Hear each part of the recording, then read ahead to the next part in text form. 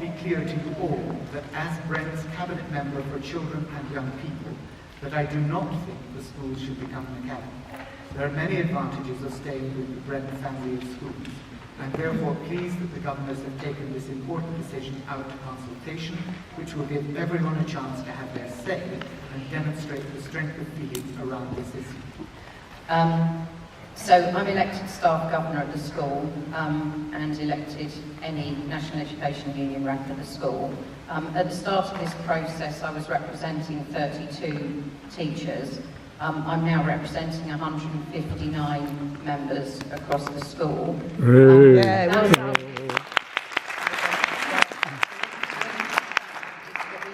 people taking up membership purely because they're concerned in relation to this particular proposal. That 159 members represents nearly all the classroom staff at the school and others in various other support roles as well. So we've been told things, for example, that it would save money becoming a multi-academy trust and help to secure both schools' future because of the money that would be saved in, for example, merging departments or the economies of scale across the two schools. But when we've asked for the figures on that, we haven't been given figures on that. And we've asked repeatedly and still not seen the figures on that. And I've asked for them again yesterday and still not received them. So we know, for example, that it would cost thousands and thousands of pounds to roll out an ICT network across two schools that are not geographically that close, but we've been told it would save money to do that. If we can see the costings and we would see that it would save money and protect the school for the future, then maybe we would rethink our response to this, but we haven't seen that. So as a result, we've said that we are completely opposed as a group of union members of the school to our school becoming a multi-academy trust. And as most of you will probably know by now that we've had 6 days of industrial action as part of that campaign, and there's another 5 proposed, 3 days after half term and 2 days the week after that, leading up to the day on which the governors vote whether to go ahead with this or not.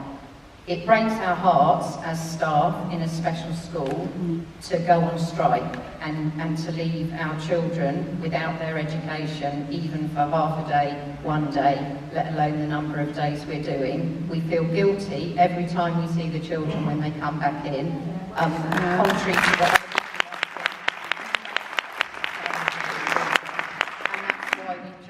the job we do, and there's quite a number of us that have been doing that job for a long time and still feel completely passionate about it. The reason that we're doing that is as an absolute last resort, because we feel that we've done everything we can to have discussions about this and we're not getting answers to our questions. Just to kind of underline the fact that we're not a group of people that just want to be negative and say, no, no, no, we don't want this. We have also offered up an alternative model, which wouldn't be our kind of ideal future for the school, but we've said that we wouldn't be averse to the school setting up a legal collaboration agreement with Woodfield School, or a collaboration company between the village school and Woodfield School, and we feel that that kind of model would facilitate the things that we've been told they want to do for the future of the school. But it hasn't really been seriously considered as an option. That's gone in the National Education Union response to the consultation, and we hope that that will be considered seriously. Because I'm also a special needs teacher. I work at Faywood Children's Centre in the unit there for children with autism, and I'm a parent of a child who's got special needs as well, so I know about this issue. Sorry, can you hear me okay? Yeah. I was in this room yesterday morning for the Senko forum, because I'm a Senko as well, and we had a presentation from Jane Jardine, who was the head of Manor and now is the head of the Brent Specialist Schools Trust.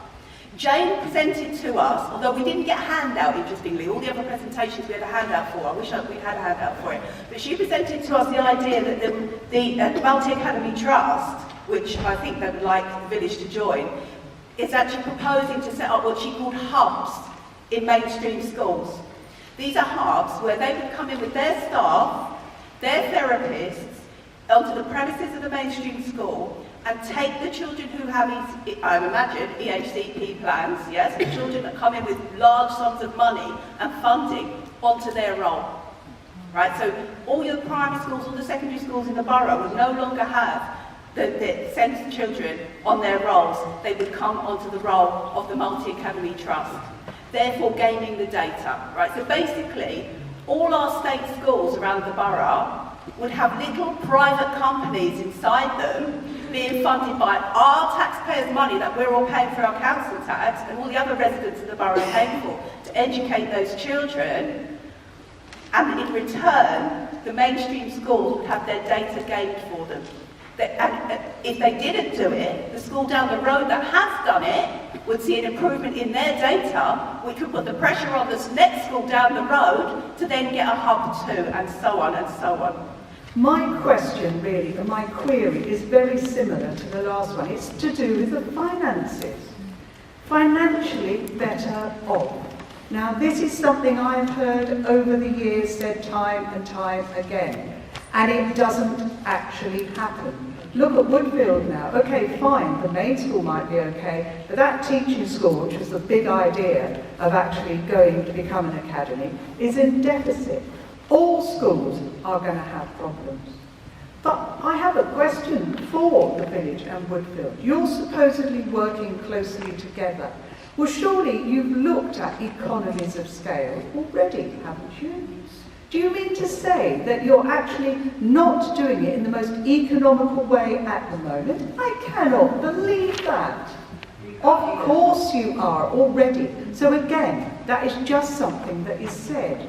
I heard today that possibly it was because you actually get some grant from the government if you're a multi-academy trust and you don't get to be an academy. Well, I looked on the DFE website. You've got to be at least 5 academies and you've got to have over 3,000 children. So that, unless there are plans we haven't heard about, doesn't fit here.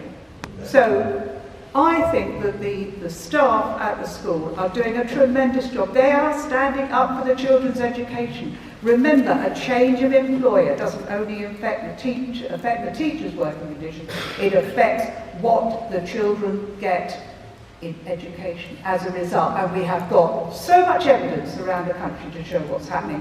What happens is the people at the top, they get enormous salaries. There have been 2 people in the meeting so far that have outlined the council's position as being pro-academies. In fact, the statement given at the start of the meeting was very, very clear that we are against this, and was very, very clear what our point of view about this is. We're against the academisation of schools, we're against the academisation of this school, and we're for this school remaining within the Brent family of schools. I'm saying clearly, I don't know. The statement said it very clearly. I don't know if I can say it more clearly, but I do want you all to register that point and get it across, because several times this has been said now. Just in terms of thinking about some of the points, the very good points that Barry just made, I think in the document I'm not clear what collaborative benefit there is to the school in terms of it becoming an academy to either school, in fact, which is not available through other means. I think the NEU makes that case quite well and convincingly. And until governors come forward and give us the information about what they're supposed to be getting out of that, all of us will remain completely in the dark. We, of course, as the council, we don't make the decision about what happens to the school. We can try to influence that decision, and we have been talking to governors about that and making our position clear. But the governors will make the ultimate decision, and that's why it's kind of quite disappointing that they themselves are not here today. In Britain, our policy is absolutely 100% the academy programme. It is part of the privatisation of state education. Why should we be surprised? They're doing it to health, they've done it to water, they've done it to electricity, they've done it to the trains. They run through your list. That's the end objective. But I'm very interested because it's very curious, because I have a letter here from Mo Butt, the leader of the council, to the village staff, and I read it out. It says, "I wish there was a way for the village school and Woodfield to protect their relationship without having to academise, but as things stand, there isn't." Okay, so that was his line. I think the line has changed, and I'm delighted that it has, and I hope they stick together, because so far one of the problems has been that those at the top, I'm afraid, in this council have not been doing what they should do. And there's further evidence of that, because we asked for them to produce a document to defend their schools and stop the academisation programme, and they said they would. And documents, has there been any? No, there have not been, not one. And we haven't seen it, and it's you know, they haven't done it, and that's because at that time, at least, they were supporting this programme. So if they're not, I'm glad they've got to come out openly and say it. I wish Mo was here saying that. Is he? Good. And we always need to take that into consideration. But this government is the one that is making this situation worse. I am not against any of this, what you guys are saying. I have always made it clear, and I'm still saying it today, right, the academisation route of any of our schools is the wrong process. And local government is the one that should be because we, in local government, are the ones, right, who have been given that democratic mandate by the people of Brent to make sure that all our children are looked after by who? The people in this room, the teaching staff who are there, who go in day after, to make sure that every one of those children that gets the best outcomes for their lives. And I'm standing here and I'm saying to you today, right, the Labour Party is against academisation. I am part of the Labour Party. Millie Patel, the cabinet member for children and young people, has made it absolutely crystal clear. We are against the forced academisation of any of our schools, and we want all our schools to remain with a Brent family of schools. How much clearer do I have to be, right, that I am on your side? Thank you. So when the private sector fails, and this is what the lady who said she was a grandma, and granddad, so congratulations, said, what happens? Who do you sue? Who do you take a case to? You're chasing a private company. That's the problem.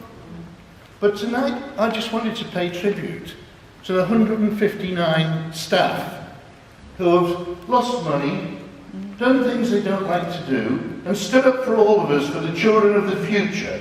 Can I just ask you to give a round of applause?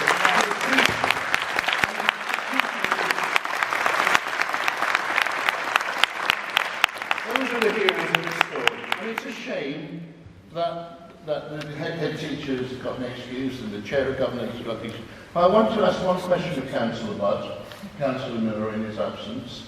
I'll do my best. I'm really delighted that the Labour Council has changed its mind and is now opposing this academisation. I'm proud as a Labour Party member of that. But the chair of governors is a Labour councillor. She is a senior Labour councillor who is the chief whip of the Labour group. So can we now assume, under instruction from the Labour group, that the chair of governors is now no longer supporting this disastrous privatisation? The village school is an outstanding school, and as we've kind of heard tonight, and I would have to say, to pay compliments to you, Barry, carefully dissected the argument. I'm not convinced. In fact, I'm more opposed to it than ever before. There doesn't seem to be any sort of positive arguments for academisation. So I'm really happy again that Mo, the Cabinet, is now against it. And I would suggest, now as a humble backbencher, that the Cabinet release a very public, supportive message saying that we are 100% against academisation. And when I say Cabinet members, I mean everyone. Yourself included, Mo, Millie, the Chief Whip, hopefully, and to say we oppose that and we support the cause the teachers are fighting for, which is to uphold an outstanding school, which is to keep an outstanding school in local authority.